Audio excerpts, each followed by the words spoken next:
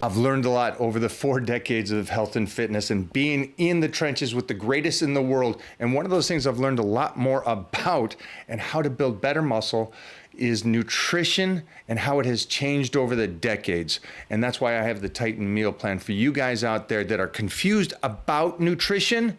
I'm gonna set you straight. Get a hold of me today. The link will be in the comments down below for you guys. Everybody, get over to the Titan meal plan, and I'll see you in the Titan crew where I will fine tune any difficulties that you're having.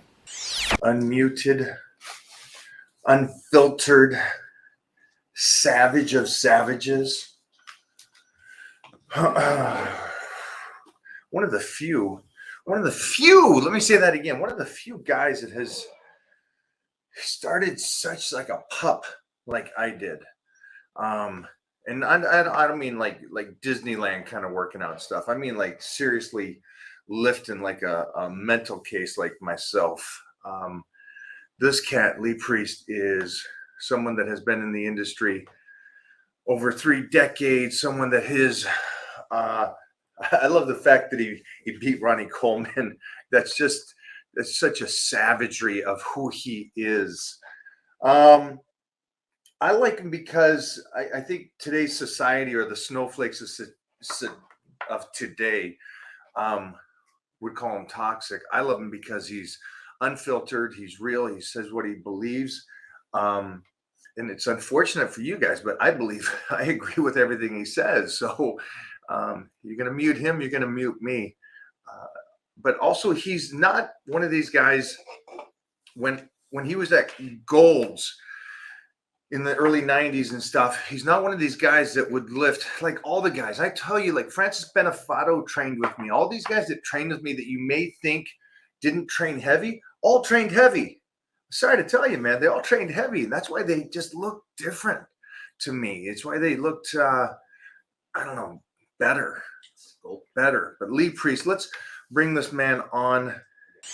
It's funny because I've lived all the stuff that you're saying. It's like when you first start the diet, it's great because you still got that size, but then the shape comes out and everybody goes, what about that in between stage where, like I said, I love to be big and bulked, where you're strong. I start dieting, and now I'm not big and bulked, I'm not ripped. I'm in this in between stage where I got a little definition here, but my waist is still fat. So you're sort of soft and spudgy in place. I said, that's the bit where with your mind, it's like, do I just go and eat again and go back to being bulked? Or do I just don't look in the mirror and push through it? Because once you get through it, then everything starts coming in. But that in-between stage where everything just looks soft and you're like, oh, Jesus. So that's the crossroad. Let's say that's the crossroad. And a lot of these people that are watching today are in that crossroad.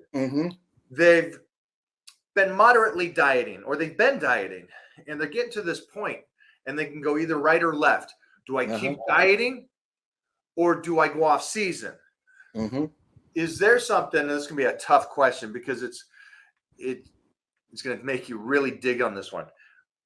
What would make you go to the right to keep dieting? What would make you go to the left to go off season? Not for you, particularly you, but for you, if you were coaching somebody, what would you tell them if you can? If this is it's a tough question. I'd be like, listen, like it's like, how long have you been off season? You know, if you came to me, you want change, I'm going to make you have change. You know, you've been this way your whole time, and yes, because I've been through it, I know how it is to go like this. But I'd tell people, look, going back to how you were off season's too easy. You could just go and have a couple of meals in a few days, and you're back to that. I said, look, mentally, yes, it's going to be hard. That's why I always tell people, physically, when I got ready for shows, dieting, the cardio, the training was easy. The mental side was the hardest you're ever going to go through. The mental aspect where your mind's going to play games. You've probably known it too, where even when you're in shape some days at the gym, you could look in the mirror and go, I look like, and people go, what are you talking about? And it's just like, it's almost like these anorexia. Because my team's here, and you guys understand that now, because they'll go, you look good. And I'm like, I look like shit. And they're like, dude, you look really, really good. And it does. It messes with your mind. So everybody at home. And you're like, you're just saying that because you're my friend. You're just saying that. You're paying you. But you're listening to a legend of the health and fitness world tell you that it freaks with your mind. So understand, for you, you average Joes that have your job and your family and stuff, you're listening to a legend of the industry telling you it messed with even him, and it messes with me. And so don't feel bad that it messes with your mind when you do get to that. Oh yeah, and cross. we're all going to get to that point, and this is where I said it. Just be strong and keep going, because it might only be 2 weeks you're at that point where you look at yourself. I just stopped looking at myself because, like I said, the upper body around the delts and arms might be tightening up, but the waist is still flabby. So it's like, oh, I look good here, I look soft here. So it's like, I won't even look. And generally it's only like 2 weeks, and then you'll notice it all coming in. And then you feel, I'm glad I stuck with it. I pushed through.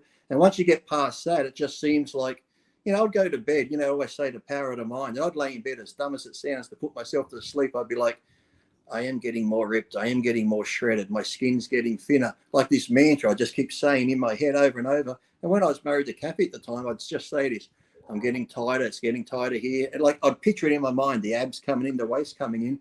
And every couple of days, she's like, you look to be changing all the time. And it's something to be said, if you can see it in your mind and stuff and you believe it, that mentally it will start happening, because once you see it start happening, like I said, you get past that tough 2 weeks and you look in the mirror, all of a sudden you're like, oh, my waist has come in. The excitement comes back. You're like, yeah, I'm getting in shape. So when you go back to the gym, you're training harder, your cardio is getting harder, and week by week, you just seem to be getting in shape. So, it's going to be hard, but once you get through that, trust me, it's worth it in the end. Even if you're not getting, like I said, not everyone's going to go into contest shape, but just for the average person who wants to just feel better about themselves and get into some decent type of shape, just to go from how they were to looking, good and feeling good, it's going to be hard on your mind. And like I said, it's too easy to go back to that. Just stick it out. And like I said, generally, it's just that 2 weeks max at the top where it just seems to, nothing's happening. You might even hop on the scale and go, oh, even the scales aren't moving. Why am I even bothering? And that's where it starts playing with your mind, because I'm dieting hard, I'm doing the cardio hard, but it's almost like your body just plateaus for 2 weeks to fuck with you, to test you out, to say, okay, which way are you going to go? And if you get through that, then it will start dropping off again. If you are confused about training, do not worry. That's what the Titan training plan is for. For you guys to subscribe to this plan, you also get the additional coaching from me in the Titan private group.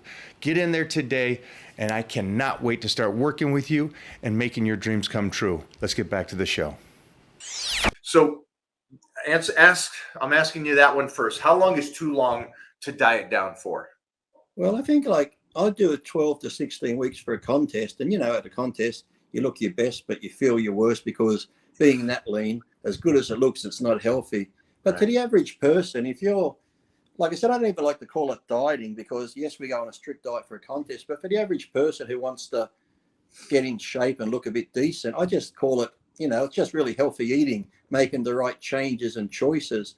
And once you get that going, and I said, and you do your cardio, even if you're only doing 45 minutes a day walking your dog, or morning and afternoon walking the dog, it doesn't have to be in a gym killing yourself. Like, I'm not one of those guys that goes crazy. I just get on the treadmill, a good steady pace on an incline, or I go walking outside. And like I said, but if you're eating healthy and clean, once you get to that point where you're like, you know what, I look good, I'm happy with where I am, you can still eat clean. And as you know, if you're doing the cardio consistently, if you go out for dinner and you feel like, hey, you know what, I want a piece of chocolate cake, you can have it. Don't be like, oh no, I can't eat that. You can have that. And trust me, one piece of chocolate cake at a meal once a week, or if you go out one night and go, you know what, tonight's the night I'm going to have a pizza.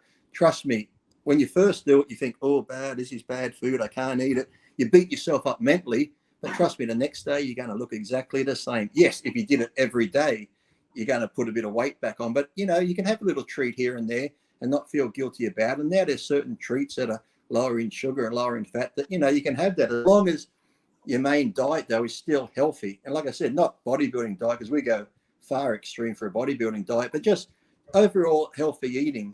If you're eating healthy, you can have a little treat here and there. So like I said, it's unrealistic to think you can only eat chickens and salads and you can't have this and can't have that, because anyone that sort of deprives themselves for a long time, if you just had a little bit, you're satisfied, you can get through the week again. If you have that little cheap meal on a Saturday night, you have your pizza and whatever, a bit of chocolate cake, come Sunday, Monday, you're good for the week. Whereas if you just have nothing at all, once you get to that point, like I said, when it builds up and you go to have something, you explode and go right off the rails, because you deprived it for so long. Because sometimes you might just need that little bit just to keep you sane. It's like, I just want a little bit, I just want to taste. Have it. Once you get to that point where you're happy with how you're looking. Like I said, because you don't want to be miserable. I said, you want to diet, you want to look good, but feel good and still have fun. You don't want to be like, oh, I hate the world, I hate you. You go out for dinner, you're sitting there eating and go, oh, fuck you, I hope you choke on that. It's like, it's like, you don't want to be one of those miserable people where you look good, but you just, shit to be around because, oh, he's on a diet again, he's too miserable.